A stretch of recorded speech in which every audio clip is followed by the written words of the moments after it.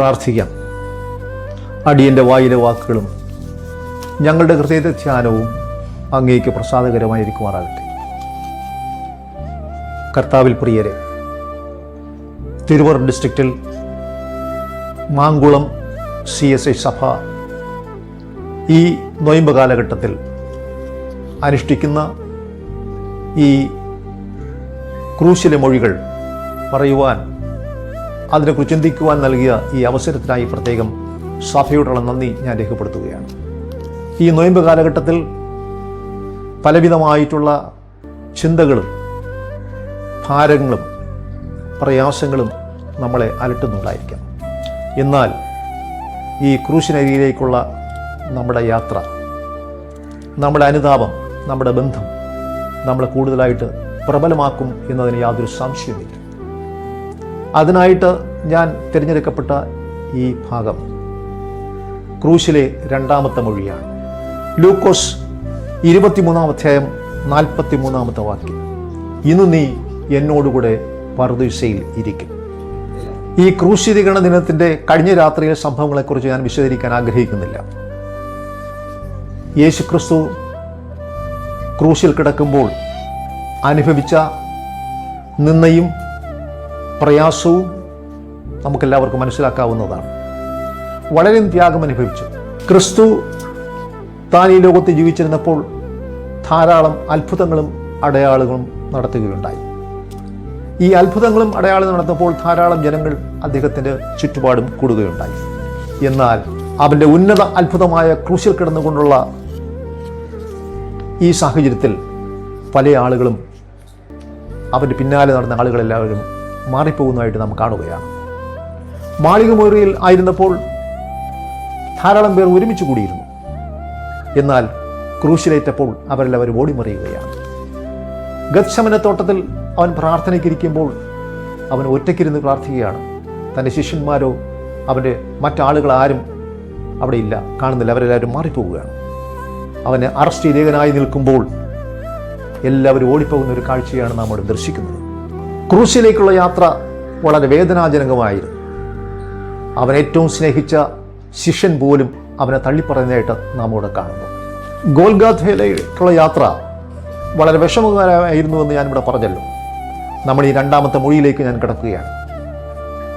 2-ാമത്തെ മൊഴിയിൽ നമ്മൾ കാണുന്നത് കർത്താവ് യേശു ക്രിസ്തുവിനെ ക്രൂശിക്കുമ്പോൾ ഇരുവശത്തെ 2 കള്ളന്മാർ അവിടെ നിൽക്കുന്നതായിട്ട് കാണുന്നു. ഈ 2 കള്ളന്മാരിൽ ഒരുവന് യാതൊരുവിധ അനുതാപവും ഉണ്ടാകുന്നില്ല. ആ ക്രൂശിൽ കിടന്നുകൊണ്ട് ഒരു കള്ളൻ ഒരു മാറ്റവും അവന് സംഭവിക്കുന്നില്ല. അവന് യാതൊരു പ്രയാസവും അവൻ്റെ ജീവിതത്തിൽ അവൻ കാണുന്നില്ല. അവൻ കർത്താവ് യേശു ക്രിസ്തു ദുഷിക്കുകയാണ്.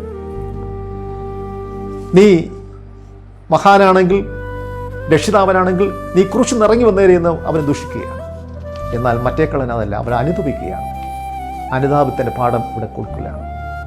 ഈ ദിവസങ്ങളിൽ, ഈ ക്രൂശീകരണ ദിവസങ്ങൾ, നമ്മൾ അനുതാപം വളരെ ശ്രദ്ധയോടുകൂടെ മനസ്സിലാക്കേണ്ട ഒരു കാര്യമാണ്. ഈ കാലഘട്ടത്തിലും 2 തരത്തിലുള്ള കള്ളന്മാരെ നമുക്ക് ദർശിക്കുവാൻ സാധിക്കും.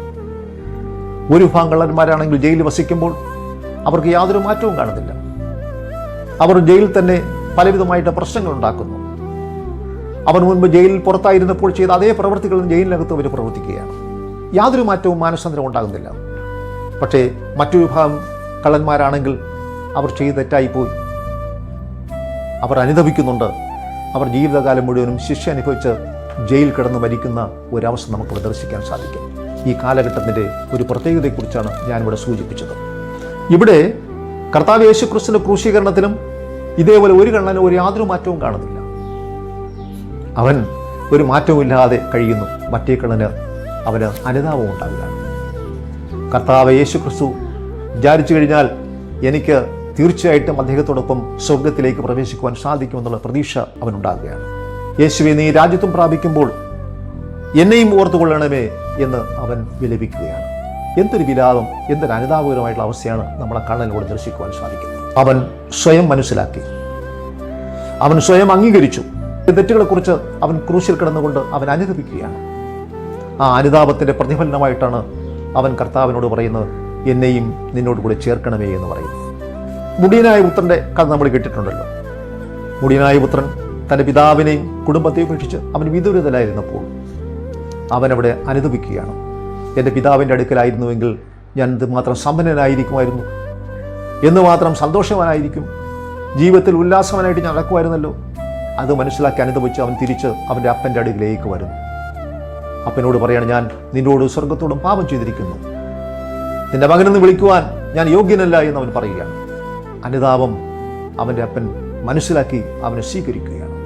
അതുപോലെ ഈ കള്ളൻ്റെ അനുതാപം കർത്താവ് യേശുക്രിസ്തു മനസ്സിലാക്കി അവനെ സ്വീകരിക്കുകയാണ്.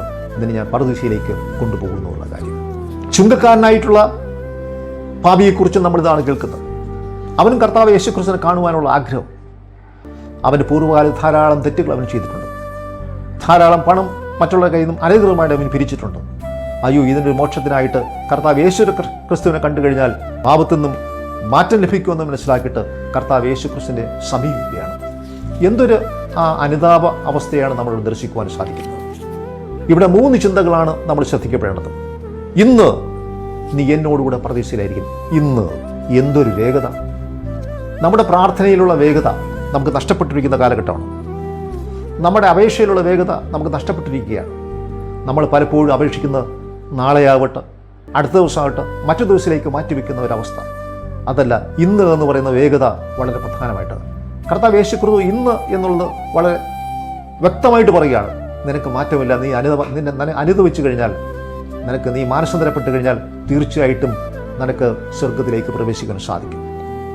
ഇന്നാണെങ്കിൽ സാധാരണ നമ്മുടെ സഭ നീ സ്നാനപ്പെട്ടിട്ട് വരണം, അല്ലെങ്കിൽ തിരുസ്വാംഗത്തെടുത്ത് വരണം, അല്ലെങ്കിൽ സഭയിൽ അംഗമായിട്ട് വരണം എന്ന് പറയുന്ന പോലെയല്ല. കർത്താവ് യേശുക്രിസ്തു ഒന്നും പറയാതെ അവനെ സ്വർഗത്തിലേക്ക് അവൻ ആനയിക്കണം. ഇന്ന് എന്തൊരു വേഗതയാണ് അവിടെ നമ്മൾ കാണുന്നത്. അടുത്ത രണ്ടാമതായി കാണുന്നത് അവൻ എന്നോടുകൂടെ എന്നാണ് പറയുന്നത്. അവിടെ ഒരു സൗഹൃദമാണ് കാണുന്നത്, സഹിത്വമാണ് കാണുന്നത്, കൂട്ടുകെട്ടാണ് കാണുന്നത്. എന്നോടുകൂടെ നീ പർദീസയിലായിരിക്കും എന്നാണ് പറയുന്നത്. എന്നോടുകൂടെ ഞാൻ പർദീസയിൽ പോകും, നീ എന്നോടുകൂടെ പർദീസയിലായിരിക്കും. അപ്പോൾ അവനോടുകൂടെ ആ സഹിത്വം, കൂട്ടുകെട്ട് വളരെ പ്രധാനപ്പെടുകയാണ്. ഈ കാലഘട്ടത്തിൽ നമ്മുടെ യുവാക്കളെക്കുറിച്ച് ചിന്തിക്കുകയാണെങ്കിൽ യുവതലമുറ മൂല്യത്തകർച്ചയുടെ ചിത്രം കണ്ട് തരിച്ചു നിൽക്കുകയാണ്. അവർക്ക് എന്താണെന്ന് അറിയാൻ പാടില്ല. കക്ഷതയുടെയും പങ്കപ്പാടിൻ്റെയും തീർച്ചയായിൽപ്പെട്ട അലയുന്ന ഒരു യുവതലമുറ, നിരാശയുടെ തണലിൽ സ്വച്ഛന്ദം വിഹരിക്കുന്ന ഒരു യുവതലമുറ. ഭാവിയെക്കുറിച്ച് ചിന്തിക്കാതെ അവർ അങ്ങോട്ട് ഓടുകയാണ്. സഹിത്വമില്ലാതെ, സൗഹൃദമില്ലാതെ, അവർ എന്താണെന്ന് അറിയാതെ, ഭാവിയെക്കുറിച്ച് ചിന്തിക്കാതെ ഓടുന്ന ഈ കാലഘട്ടത്തിൽ വാസ്തവത്തിൽ ഈ വചനം നമ്മളെ കൂടുതലായിട്ട് ഉത്ബുദ്ധരാക്കുന്നുണ്ട്. അവൻ എന്നോടുകൂടെ സൗഹൃദം, നല്ല സൗഹൃദം പങ്കിടുക. അപ്പോൾ കർത്താവായ യേശു ക്രിസ്തുവായിട്ടുള്ള സൗഹൃദം പങ്കിട്ട് കഴിഞ്ഞാൽ നമുക്ക് തീർച്ചയായിട്ടും സുവിശേഷ ലോകത്തിൽ, ഈ ക്രിസ്തീയ ഗോളത്തിൽ പ്രകാശിക്കുവാൻ സാധിക്കും എന്നൊരു യാതൊരു സംശയമില്ല. മൂന്നാമതായിട്ട് ചിന്തിക്കുന്നത് പർദീസയാണ്. പർദീസ ആനന്ദകരമായിട്ടുള്ളൊരു വാക്കാണ്. ആനന്ദം, എന്തൊരു വിശ്രമം, എന്തൊരു സുരക്ഷിതത്വം പർദീസ എന്ന് പറയുമ്പോൾ. പർദീസ എന്ന പേർഷ്യൻ വാക്കിൻ്റെ അർത്ഥം തന്നെ മതിലുകളാൽ ചുറ്റപ്പെട്ടത് എന്നാണ്. വാൾഡ് ഗാർഡൻ എന്നാണ് അർത്ഥം. പേർഷ്യൻ രാജാവിനെ ആരെങ്കിലും ആദരിക്കണമെന്നുണ്ടെങ്കിൽ ആ വ്യക്തിയുമായിട്ട് പേർഷ്യൻ രാജാവ് ഈ മതിലിനകത്ത്, ഈ പൂന്തോട്ടത്തിന് കൂടെ അവർ സഞ്ചരിച്ച് അവർ തമ്മിൽ ആശയവിനിമയം നടത്താറുണ്ട്. അപ്പം അതിനുശേഷം ആശയവിനിമയം നടത്തുമ്പോൾ ആ മനുഷ്യൻ്റെ വ്യക്തിത്വത്തെക്കുറിച്ചും അവൻ്റെ സ്വഭാവത്തെക്കുറിച്ചും രാജാവ് മനസ്സിലാക്കും. ആ പർദീസ അനുഭവത്തിലൂടെ ആ വ്യക്തിക്ക് ഒരു മാറ്റം ഉണ്ടാകുന്നുണ്ട്. അങ്ങനെ അവനെ ആദരിക്കാറുണ്ട്. അതാണ് പർദീസ എന്ന വാക്കിനർത്ഥം. അപ്പോൾ പർദീസയിലേക്കാണ്, അല്ല മറ്റൊരു ലോകത്തിലേക്കല്ല കർത്താവ് ആനയിക്കുന്നത്. പർദീസയിലേക്ക് നിന്നെ കൊണ്ടും ആ സൗഹൃദമായിട്ടുള്ള ലോകത്തിലേക്ക്, ആനന്ദത്തിൻ്റെ ലോകത്തിലേക്ക്, വിശ്രമത്തിൻ്റെ ലോകത്തിലേക്ക് നിന്നെ കൊണ്ടുപോകും. ഈ കാലഘട്ടത്തിൽ സുവിശേഷീകരണം എന്ന് പറയുമ്പോൾ നമ്മൾ കൂടുതലായിട്ട് വളരെ വേഗതയുള്ളതായിരിക്കണം. അത് അവനോടുകൂടെയുള്ള യാത്രയായിരിക്കണം, പർദീസയിലേക്കുള്ള യാത്രയായിരിക്കണം. അതാണ് നമ്മളിവിടെ കൂടുതലായിട്ട് കാണുന്നത്. ക്രിസ്തുവിനോടുള്ളായിരിക്കുന്നവൻ്റെ മഹത്വവും ദൈവവുമായുള്ള സാമീപ്യവും നമുക്ക് ദർശിക്കുവാൻ സാധിക്കും. പർദീസയുടെ സൗരഭ്യം നമുക്ക് പകരുവാൻ സാധിക്കുന്നുണ്ട്. മരണത്തിൻ്റെ വേദനയിൽ ആയിരുന്നപ്പോഴും ഒരുവന് കർത്താവ് പുതുജീവൻ നൽകുകയാണ്. എന്തൊരു ആനന്ദകരമായിട്ടുള്ള കാഴ്ചയാണ്. അങ്ങനെ ഈ രണ്ടാമത്തെ മൊഴി നമ്മുടെ ജീവിതത്തിൽ വളരെ സൗഹൃദത്തിൻ്റെയും വേഗതയുടെയും സുരക്ഷിതത്തിൻ്റെയും പർദീസയിലേക്കും യാത്രയായി മാറട്ടെ എന്ന് പറഞ്ഞുകൊണ്ട് എൻ്റെ വാക്കുകൾ ഞാനിവിടെ അവസാനിപ്പിക്കുകയാണ്. ദൈവം നമ്മെ ഏവരെയും സമൃദ്ധിയായി അനുഗ്രഹിക്കുമാറാകട്ടെ.